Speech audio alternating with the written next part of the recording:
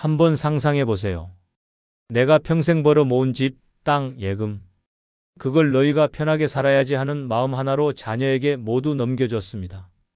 그 순간 마음 한켠에서는 안도감이 들죠. 이제 애들이 걱정 없이 살겠구나. 그런데 시간이 지나면서 생각지도 못한 일이 벌어집니다. 병원에 입원해 있어도 찾아오지 않는 자녀, 전화 한 통 받기 힘든 현실, 그리고 내 통장은 텅 비어 있는 상황. 이건 먼 나라 이야기일까요? 아닙니다. 지금 우리 주변에서 실제로 일어나고 있는 너무도 흔한 일입니다. 보건복지부가 발표한 자료에 따르면 자녀에게 생전에 재산을 증여한 부모 중 절반 이상이 관계가 예전보다 멀어졌다라고 답했습니다. 그 이유는 복잡하지 않습니다. 자녀 입장에서는 이미 받을 것을 다 받았다고 느끼고 심리적으로 관계를 정리하는 경향이 강해집니다. 부모는 더 이상 나를 필요로 하지 않는다는 싸늘한 현실과 마주하게 되죠. 서울에 사는 72세 김정수 씨의 경우가 대표적입니다. 몇 년 전 큰아들이 결혼을 앞두고 전세로 시작하면 불안하다는 말을 듣고 본인이 살던 집을 명예 이전해 주었습니다. 처음엔 고맙다며 매주 찾아오던 아들이 결혼 후엔 점점 연락이 줄더니 신혼집은 부부만의 공간이 필요하다는 이유로 김 씨는 결국 이사해야 했습니다. 그 순간 김 씨는 깨달았습니다. 명예가 바뀌는 순간 집의 주인은 내가 아니라는 걸. 이런 상황이 왜 반복될까요? 첫째, 법적으로 재산을 넘기는 순간 그건 온전히 상대방 소유가 됩니다. 필요할 때 쓰겠다, 잠깐 맡겨두는 거다라는 말은 법적으로 아무 힘이 없습니다. 부모의 마음과 법의 원칙이 완전히 다른 길을 가고 있는 겁니다. 둘째, 기대와 현실의 괴리입니다. 부모는 고마워할 거야 라고 생각하지만 자녀는 받을 만큼 받았다라고 느끼며 거리감을 둡니다. 이 심리적 단절은 한번 생기면 돌이키기 어렵습니다. 셋째, 나이가 들수록 주도권이 사라진다는 점입니다.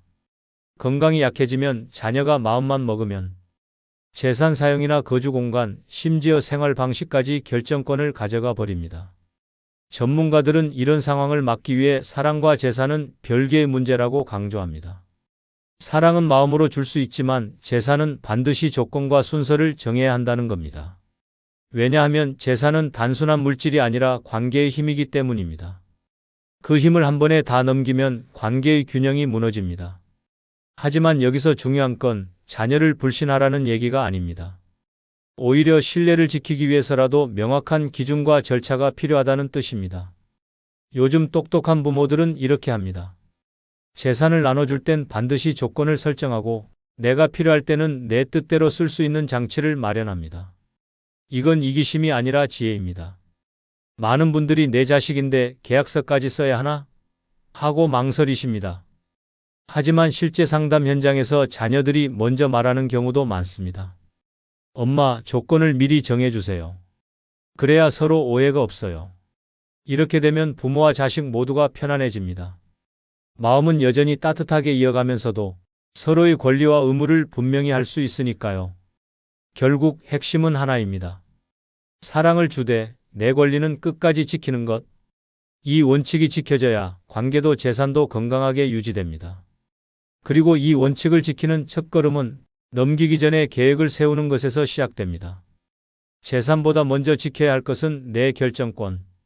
나이가 들수록 사람들은 건강 걱정을 많이 합니다. 하지만 정작 중요한 건 건강만이 아닙니다. 내 삶의 중요한 결정을 내가 직접 할 수 있는 권리. 바로 이 결정권이 무너지면 재산은 물론 생활 전반이 통째로 흔들립니다. 결정권이 사라지는 건 생각보다 빨리 옵니다. 질병, 사고, 판단 능력 저하 또는 경제적인 의존이 시작되면 내 선택은 주변 사람들의 의견에 쉽게 묻히게 됩니다. 특히 재산을 이미 자녀 명의로 넘겨둔 경우라면 거주지 변경, 생활비 사용, 의료 결정까지 모두 남이 결정하는 상황이 벌어질 수 있습니다. 예를 들어 경기도 수원에 사는 69세 이성호 씨는 퇴직 후 모아둔 예금과 집을 두 아들에게 각각 절반씩 증여했습니다. 아버지 집이니 편하게 계세요라는 아들들의 말에 안심했죠. 그러나 뇌경색으로 쓰러져 재활치료가 길어지자 상황이 달라졌습니다. 큰아들은 생활비 부담을 이유로 작은 병원으로 옮기는 게 낫겠다고 했고 작은 아들은 아파트 전세를 빼서 요양원으로 모시자라고 했습니다. 이 씨 본인은 집에서 치료받길 원했지만 이미 집도 예금도 자녀 명의라 선택권이 없었습니다. 이 사례는 법적으로도 명확합니다. 재산의 소유권이 이전된 순간 사용 여부와 방식은 소유자가 정합니다. 부모가 나는 이렇게 하고 싶다는 의사를 밝혀도 법적 효력이 없으면 그건 단순한 부탁에 불과합니다. 그리고 부탁은 언제든 거절될 수 있습니다. 전문가들은 말합니다. 재산보다 먼저 결정권을 지켜야 한다. 결정권을 지키면 재산도 관계도 생활도 함께 지켜진다. 결정권을 지키는 방법은 여러 가지가 있습니다. 대표적인 것이 조건부 계약, 신탁, 그리고 사전 의향서입니다. 이 세 가지는 서로 다른 영역을 다루지만 공통적으로 내 뜻을 법적으로 보장한다는 점에서 강력합니다. 조건부 계약은 단순한 문서 작성이 아닙니다. 예를 들어 집을 증여하더라도 증여자는 생존 시 해당 부동산에 거주할 권리를 가진다라는 조항을 넣으면 자녀가 임의로 집을 처분하거나 부모를 내보낼 수 없습니다. 이건 법적으로 용익물권 설정과 비슷한 개념입니다.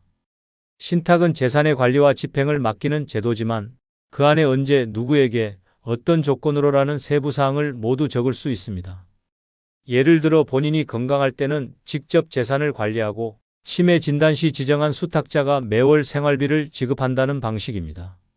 이렇게 하면 갑작스러운 건강 악화에도 내 생활 패턴이 유지됩니다. 사전 의향서는 의료 결정에 관한 것입니다. 연명치료 여부, 호스피스 이용, 특정 의료 행위의 동의 여부를 미리 적어두는 것이죠. 이걸 작성해두면 가족들이 서로 다른 의견으로 다투는 일을 막을 수 있습니다.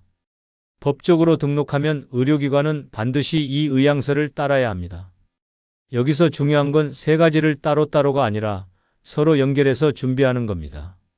예를 들어 신탁계약 안에 거주권 보장 조항을 넣고 조건부 증여를 병행하며 사전 의향서로 의료 결정을 확정하는 식입니다. 이렇게 하면 재산거주의료 세 영역 모두에서 내 결정권이 사라질 틈이 없습니다. 많은 부모님들이 이렇게 말합니다. 그런 건 부자들이나 하는 거 아니냐? 하지만 현실은 그렇지 않습니다. 결정권을 지키는 건 재산 규모와 무관합니다. 집 한 채, 예금 1천만 원이라도 그걸 내 뜻대로 쓰고 관리하는 것이 중요합니다. 결정권이 지켜지면 혹시 병이 오더라도 원하는 병원에서 치료받고 원하지 않는 곳으로 이사갈 걱정도 없습니다. 내 돈을 누가 대신 쓰는 일도 없습니다. 무엇보다 자녀와의 관계가 부탁과 거절이 아닌 합의와 존중이 됩니다. 이제 많은 전문가들이 한 목소리로 말합니다. 사랑만으로는 안 됩니다. 사랑과 함께 지켜야 할 건 당신의 결정권입니다. 그리고 이 결정권은 당신이 살아있는 동안은 물론 떠난 뒤에도 당신의 뜻을 대신 전해줄 유일한 힘이 됩니다. 상속, 남겨주는 것보다 남기는 방법이 더 중요하다. 대부분의 사람들은 상속을 죽은 뒤에 재산을 물려주는 절차 정도로만 생각합니다. 하지만 현실에서 상속은 단순한 재산 이전이 아니라 남은 가족의 관계, 세금, 생활 기반까지 영향을 주는 복합적인 문제입니다. 그리고 그 과정이 잘못 설계되면 재산은 물론 가족 관계마저 무너질 수 있습니다. 재산이 많지 않은 한 가정에서 아버지가 유언 없이 세상을 떠났습니다. 남은 건 시가 2억 원짜리 주택 한 채. 문제는 상속인인 배우자와 세 자녀가 지분을 나눠 갖게 되면서 시작됐습니다. 누군가는 집을 팔아야 한다고 주장했고 누군가는 어머니가 살도록 놔두자고 맞섰습니다. 결국 가족은 소송까지 가게 되었고 법원의 판결은 경매였습니다. 그 결과 집은 시세보다 훨씬 낮은 가격에 팔리고 가족들은 얼굴조차 보지 않게 됐습니다. 이 사례에서 중요한 건 재산의 크기가 아니라 절차 부재였습니다.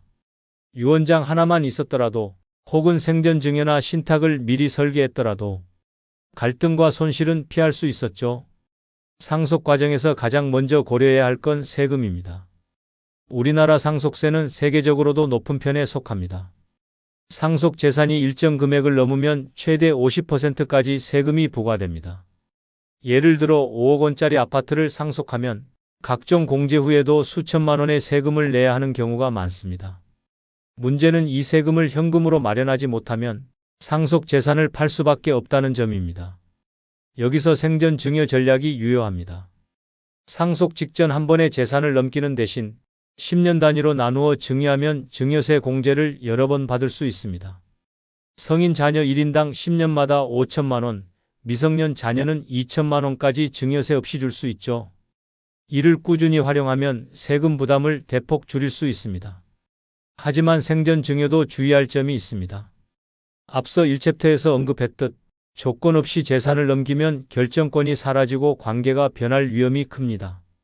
따라서 증여 시 거주권, 사용권, 관리권 등을 계약서에 포함시키는 것이 필수입니다. 유언장은 또 다른 강력한 도구입니다. 민법에서 인정하는 방식만 따라 작성하면 사망 이후에도 내 뜻이 법적으로 보장됩니다. 예를 들어 배우자에게 집을 전부 물려주고 자녀들에게는 현금을 나누어주는 구조를 명확히 기재하면 불필요한 분쟁을 줄일 수 있습니다. 특히 자필 유언장은 스스로 작성 가능하지만 날짜 서명 내용 보관 방식이 법 요건을 충족해야 효력이 생깁니다. 최근엔 공증 유언장을 선택하는 사람들이 늘고 있습니다. 공증인은 법률 전문가이므로 작성 절차에서 실수를 방지하고 원본을 안전하게 보관해 줍니다. 이 방식은 유언장의 위변조 가능성을 사실상 차단할 수 있습니다. 그리고 간과하기 쉬운 것이 유류분 제도입니다. 우리나라 법은 일정 범위의 상속인을 보호하기 위해 최소한의 상속 지분을 강제로 보장합니다. 예를 들어 한 자녀에게 전 재산을 주겠다고 유언해도 다른 자녀가 법적으로 유류분 반환을 청구하면 일부를 돌려줘야 합니다. 따라서 유류분 계산까지 감안해 상속 구조를 설계해야 유언이 무효화되거나 소송으로 번지는 일을 막을 수 있습니다. 요약하면 상속은 다음 세 가지 축으로 준비해야 합니다.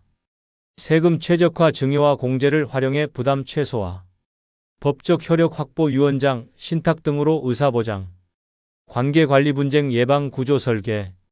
많은 사람들이 상속을 내가 죽은 후에 벌어지는 일이라고 생각해 미룹니다. 하지만 실제로는 살아있을 때부터 계획을 세우고 실행해야 가족의 생활 기반과 관계를 지킬 수 있습니다. 가족 갈등, 돈 문제보다 준비 부족이 원인이다. 많은 사람들이 가족 간 갈등의 이유를 돈 때문이라고 단정합니다. 하지만 실제 상담 현장에서는 돈 그 자체보다 미리 준비하지 않은 상태에서 갑자기 맞이한 변화가 더 큰 원인으로 드러납니다. 돈은 감정을 건드리는 촉매제일 뿐 진짜 갈등의 불씨는 절차와 기준의 부재에서 생깁니다. 서울 송파구에 사는 74세 김영희 씨의 가족 이야기를 들어봅시다. 김 씨는 30년 넘게 살던 아파트와 약간의 예금을 가지고 있었습니다. 남편은 일찍 세상을 떠나 세 자녀를 홀로 키우며 살아왔죠. 평소 자녀들과도 사이가 나쁘지 않았습니다. 그러던 어느 날 김 씨가 심장 수술을 받게 되면서 장기 요양이 필요해졌습니다. 누가 간병을 맡을지, 생활비는 어떻게 할지, 아파트를 팔지 말지는 전혀 논의된 적이 없었죠. 첫째 아들은 집을 팔아 어머니 간병비로 쓰자고 주장했습니다. 둘째는 전세로 돌리고 월세 수익으로 생활비를 쓰자는 의견을 냈고, 막내딸은 집은 유지하고 간병은 우리가 돌아가며 하자고 말했습니다. 처음에는 의견 차이 정도로 보였지만 시간이 지나며 갈등은 격화됐습니다. 간병 시간과 비용 부담이 불균형해지자 서로 불만이 쌓였고 결국 말조차 섞지 않는 사이가 되었습니다. 이 사례에서 핵심 문제는 돈이 아니라 기준의 부재였습니다. 김 씨가 미리 의료 결정, 재산 사용 계획, 간병 방식에 대해 문서로 정리하고 합의해 두었다면 세 자녀가 각자 다른 방향으로 움직일 이유가 없었을 것입니다. 1. 준비가 없으면 의심이 생긴다. 가족 간 갈등이 생기는 첫 단계는 의심입니다. 왜 형이 그 결정을 혼자 내렸지? 누나가 돈을 더 쓰는 건 아닌가? 명확한 계획이나 문서가 없으면 각자의 해석과 기억에 의존하게 되고 이 과정에서 불신이 쌓입니다. 2. 갈등은 비용과 노동의 불균형에서 폭발한다. 재산 분쟁보다 더 자주 나타나는 건 간병 갈등입니다. 간병은 시간과 체력을 쓰는 일인데 이 부담이 형제 자매 간에 균등하게 나눠지지 않을 때 불만이 폭발합니다. 특히 간병을 많이 한 쪽이 나중에 상속에서 더 받아야 한다고 주장하는 경우 감정 싸움이 법적 다툼으로 번집니다. 3. 법적 권리와 가족 합의는 다르다. 많은 사람들이 가족끼리 합의한 내용이 법적으로도 유효할 거라 생각합니다. 하지만 법은 감정보다 문서를 봅니다. 구두로 한 약속, 카톡 메시지로 주고받은 대화는 상속 재산 의료 결정에서 거의 효력이 없습니다. 따라서 사전합의 문서와 법적 검토라는 3단계를 거쳐야만 갈등을 예방할 수 있습니다. 4. 준비의 3도구 가족회의, 기록, 법적 장치. 갈등을 예방하려면 준비를 생활화해야 합니다. 가족회의 중요한 재산, 건강 상태, 거주 계획을 주기적으로 공유. 기록 결정된 사항을 서면 영상 등으로 남겨 추후 해석의 여지를 없앰. 법적 장치 유언장, 신탁, 위임장, 사전 의료 의향서 등으로 의사 반영. 가족회의는 왜 중요한가? 가족회의는 단순한 정보 공유가 아니라 각자의 입장과 상황을 미리 조율하는 관계 유지 장치입니다. 회의를 통해 서로의 경제 상황, 시간 여유, 건강 상태를 파악하면 현실적으로 가능한 계획이 나옵니다. 또 가족회의는 단발성이 아니라 정기적이어야 합니다. 사람의 상황은 6개월, 1년 사이에도 크게 변하니까요. 기록은 어떻게 남겨야 하나? 결정을 문서로만 남기면 훗날 진정성 논란이 생길 수 있습니다. 그래서 영상 기록을 병행하는 것이 좋습니다. 예를 들어 부모가 직접 나는 이렇게 하길 원한다고 말하는 장면을 촬영해 두면 훗날 다른 해석을 줄이고 법적 분쟁에서도 보조 증거가 됩니다. 법적 장치는 왜 꼭 필요할까? 한국 법원은 가족 간의 도의적인 약속보다 법적으로 완결된 문서를 우선합니다. 따라서 사전 의료 의향서, 공증 유언장, 위임 계약서 등은 갈등을 사전에 차단하는 방패 역할을 합니다. 5. 준비가 갈등을 막는 실제 사례. 부산에 사는 68세 최모 씨는 아내와 세 자녀에게 정확한 계획을 남겼습니다.